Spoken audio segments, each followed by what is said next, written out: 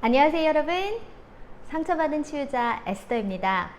오늘은 여러분들하고 욱하고 화나고 짜증나고 분노하는 내 마음의 그 진정한 이유가 무엇일까, 그거에 대해서 같이 이야기해 보려고 해요. 분명히 이 영상을 보시는 분들 오늘도 화가 나셨었던가, 아니면 화가 일상이신 분들이 있으실 거예요. 근데 그 화의 항상 결과물은 후회이거나 상처이거나 자기 합리화이거나 아니면 정당화가 될 텐데요. 그런데 이 영상을 찾아보실 분 정도라면 분명히 이 화에 대해서 내가 결단코 후회하고 싶지 않다, 조금 알아보고 싶다 하는 마음이 있으실 거라고 생각합니다. 그런데 화를 내가 피해 나갈 수 없는, 어쩔 수 없는 감정이야 라기보다는 화의 이유를 알기 때문에 그 화에 대해서 정확하게 판단할 수 있고, 그리고 가능하다면 이 화를 저희가 피할 수는 없으나 이 화를 건강하게 내는 방법을 같이, 누가 상처받지 않고 건강하게 낼 수 있는 그 방법을 같이 모색해 보고 싶습니다. 자, 첫 번째, 우리가 화가 나는 데에는요, 첫 번째 이유, 화가 나는 상황이 있습니다. 예를 들어 볼게요. 주말 잘 보내셨어요? 저는 아이들이 아직 3살, 5살, 7살이에요. 그래서 아이들하고 복작복작 하다 보면 주말이 어떻게 가는지 모르겠어요. 지금 다크서클 보이시나요? 사실은 주말이 조금 더 힘든데 주말을 잘 보내고 이제 새 마음으로 월요일 아침이 되었습니다. 그래서 아침 일찍 출근을 준비하고 시동을 켜고 차를 몰고 가고 있습니다. 그런데 갑자기 잘 가던 차가 이상한 소리를 내면서 이상한 냄새를 나면서 갑자기 차가 서버립니다. 그런데 너무 당황스럽죠. 그래서 이 상황에서 어떻게 해야 될지 모르기 때문에 갑자기 이 분노가 올라오고 욱하는 성질이 올라오고 화가 납니다. 이 상황은 제가 만들지 않았고, 그리고 제가 예상치 못했는데 갑자기 나온 상황이지요. 그래서 그 상황 속에서 어떻게든 해결해보고자 해서 카센터에 전화를 하고 보험회사에 전화를 했는데, 불행하게도 제가 전화를 하는 그 순간에 통화 중인 거예요. 불행하게도 제가 전화를 하였는데 그걸 받아주는 사람이 없는 거예요. 더 화가 납니다. 더 화가 나요. 더 화가 막 이게 조금씩 불안과 함께 화가 올라오는데, 갑자기 내 차 뒤에서 빵빵, 아무것도 알지도 못하는 사람들이 도와줄 생각은 안 하고, 그 상황에서 차가 서 있으니까 도로 가운데서 소리를 지르고 크락션을 울리고 막 되게 이상한 눈빛을 쳐다보고 가버립니다. 그건 여러분 화가 나는 화가 나는 상황이겠죠. 자, 이 화가 나는 상황에 대해서 어떻게 대처하느냐, 그거에 대해서는 이제 대처 방법에 대해서는 다음 비디오에서 이야기를 하고, 오늘은 이거는 우리가 화가 나는 첫 번째 상황 때문에 화가 나는 경우가 있습니다. 두 번째는 여러분 화가 나는 사람이 있습니다.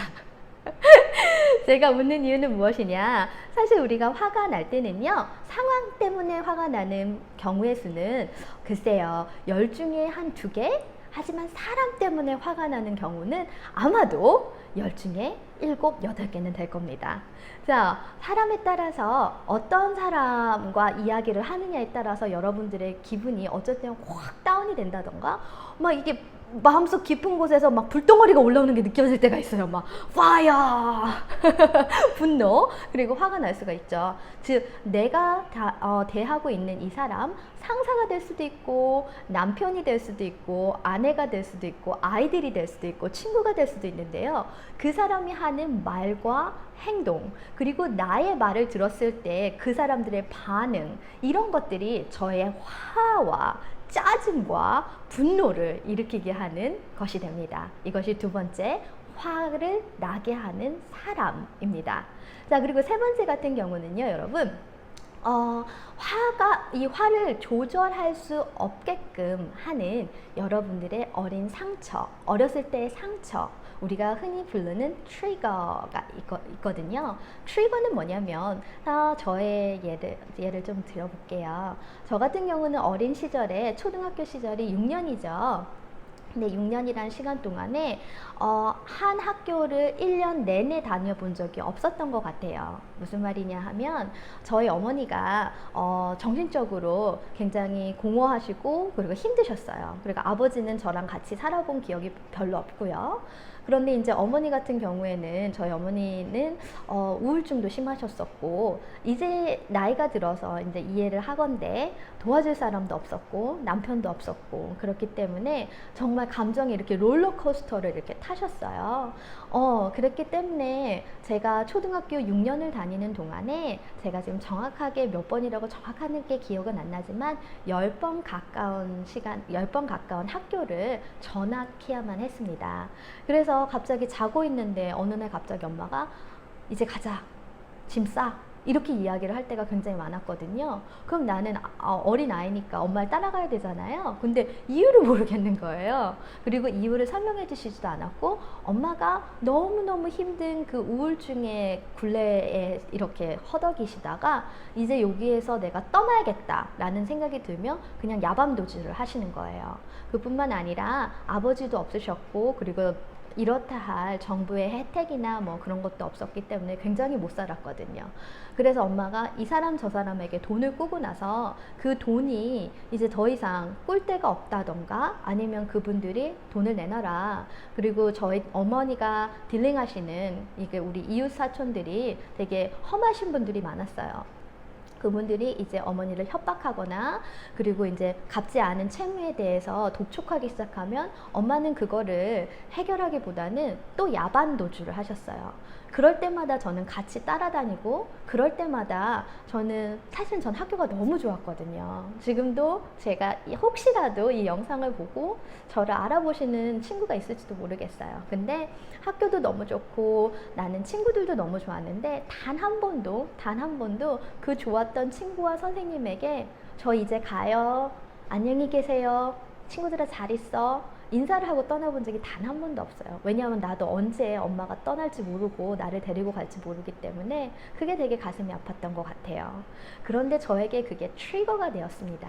그 트리거, 그 어린 시절의 상처, 그게 뭐였냐면 제가 저를 떠나는 느낌을 받기만 하면 어떤 관계에서건 그리고 저를 버릴 것 같다는 그런 마음이 들기만 하면 제가 정말 이상한 짓을 했어요. 그건 뭐였냐면 제가 이제 대학을 가고 첫 번째로 이제 연애를 하기 시작했는데 예전 남자친구들이지요. 그런데 지금에서야 이제 이해를 하지만 그때 당시 어땠냐면 처음에는 좋죠. 막 얼마나 사랑 표현을 하고 그리고 또 연애 초기에는 뜨겁잖아요. 날 정말 사랑해주는 것 같았고 나는 이렇게 사랑받아 본 적이 없었는데 정말 너무 큰 사랑을 받는 것 같고 너무 행복했죠. 그런데 이 친구들이 연애가 시작되고 이제 뭐 3개월이 지나고 6개월이 지나면 이 친구들도 제가 편해지는 거예요. 그래서 그 친구들에게 제가 문자를 보내면 예전에는 1초 만에 왔던 그 답장이 이제는 30분 1시간, 심지어는 3시간 있다가도 답변이 없을 때가 있었어요.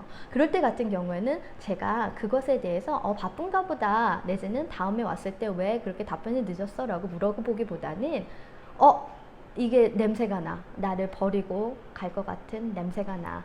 그래서 아주 작은 그 사람의 행동과 아주 정말 아무 의도가 없었던 그 사람의 말투 하나에 저는 전화번호를 바꾸고 잠수를 많이 탔습니다.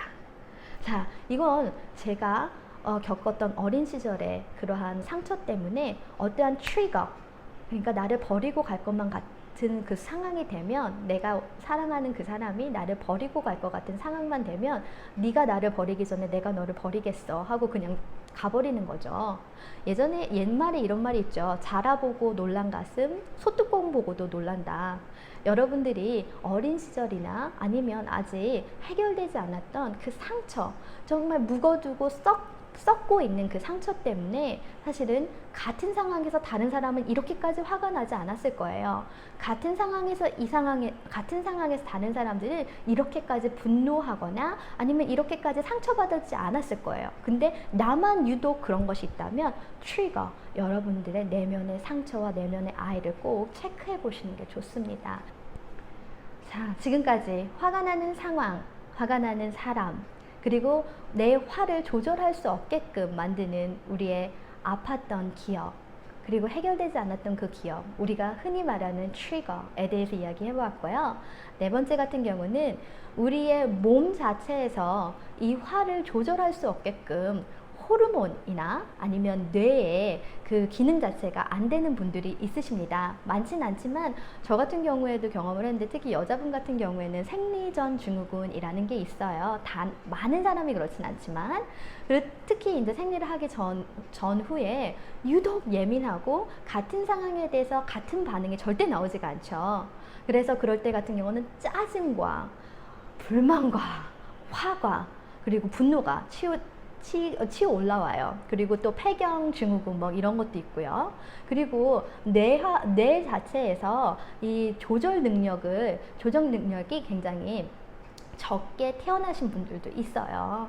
그래서 그런 분들 같은 경우에는 전문적인 상담을 받으시거나, 그리고 전문가와 상담을 하셔서 약간의 약이나 아니면 상담의 도움을 받으시는 게 굉장히 큰 효과를 보실 수 있을 거예요. 호르몬이 임밸런스해서 호르몬이 잘 맞지 않을 때는 호르몬을 복용을 한다던가, 아니면은 의사가 주는, 그리고 우리 전문가들이 서제스트 하는 그러한 것들을 따라갔을 때 여러분의 심신에도, 그리고 여러분의 관계 속에서도 아주 좋은 영향이 있을 수 있으니까요. 그 부분도 오픈해 두시고요. 그리고 여러분, 지금 제가 4가지의 이야기를 했는데, 이 4가지 모두 그 안에 숨어있는 화의 근본적인 이유가 있습니다. 그것은 무엇이냐면 채워지지 않은 욕구입니다. 여러분들이 채우고 싶은 욕구가 있으실 거예요. 모르겠어요. 여러분 혹시 기억하실지 모르겠는데, 저는 대학교 1학년 때 그 교양에서 봤던 게 기억나는데, 뭐 매슬로우에 이렇게 막 삼각형 돼 있어갖고, 사람은 안전하고 싶은 욕구, 뭐 인정받고 싶은 욕구, 사랑받고 싶은 욕구, 이런 것들 있잖아요. 그런 것처럼 우리가 살아가면서 기본적으로는 안전하고 잘 먹고 잘 자고 싶은 욕구가 있으실 거예요. 그런데 그 욕구가 계속해서 좌절되었을 때 우리는 쉽게 화를 내요. 저 예를 들어 볼게요. 저는 아이가 태어났을 때 그렇게 힘이 들었어요. 이렇게 사랑스러운 아이인데, 신생아들은, 특히 저희 아이들 같은 경우에는 첫째와 막내가 굉장히 예민했어요. 그래서 다른 엄마들은 2시간에 한 번씩 모유를 수유했다는데, 저는 30분에 한 번씩 그렇게 했거든요. 물론 제 모유도 되게 부족했을 수도 있고요. 근데 아가들이 밤새 30분에 한 번씩 깨서 계속 모유 수유를 하고 그러다 보니까 제가 길게 잠을 잘 수가 없었어요. 그래서 그때 같은 경우에는 제가 스스로도 이러면 안 되는데 하면서도 주체할 수 없는 분노가 올라오더라고요. 특히 저는 잠을 자지 못하면 이 머리도 안 따라줄 뿐만 아니라 감정도 안 따라줘요. 그래서 충분한 잠을 자고, 그리고 좋은 음식을 먹는 거, 그래서 우리가 기본적인 욕구를 충족하는 거, 그거 굉장히 중요하고요. 그리고 사람은 먹고 사는 것만으로 끝나는 게 아니죠. 우리는 영혼을 가지고 있고 감정을 가지고 있으니까요. 특히 사랑받고 싶은 욕구, 인정받고 싶은 욕구, 그리고 좋은 시간을 같이 갖고 싶은 욕구, 이러한 욕구들이 있을 텐데, 그것이 계속해서 좌절될 때마다 우리는 그 욕구에 대해서 표현하고 그 욕구를 채우기 위해서 다른 방법, 건강한 방법을 찾기보다는 화를 냅니다. 분노하고요, 짜증나고요.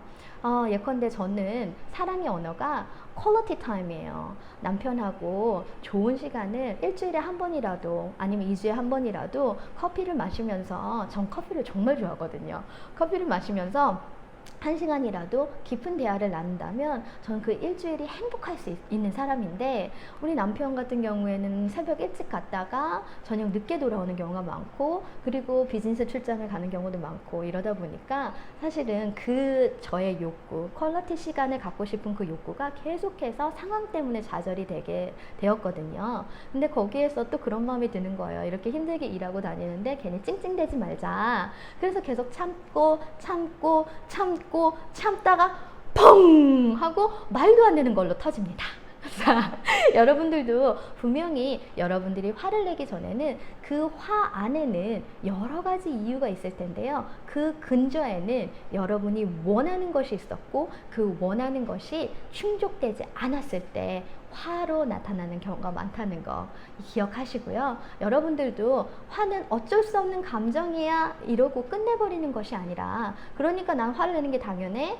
그리고 내가 화를 내고 후회하는 것도 그냥 삶의 일부야 라고 생각하지 마시고, 화가 나는 이유, 이건 상황 때문이었는가, 사람 때문이었는가, 아니면 내가 갖고 있는 내면의 상처 때문이었는가, 아니면 내가 갖고 싶었던 게 이거였는데, 욕구는 이거였는데 그게 해결되지 않아서 그랬던 건가, 아니면 내가 생리 전이었나, 이것들을 생각을 해보시고 그 이유를 찾으셨을 때 여러분들이 다음번에는 같은 상황이 되었을 때 조금 더 건강하게 이 화와 분노와 짜증을 잘 표현할 수 있는 방법을 배우실 수 있을 거예요.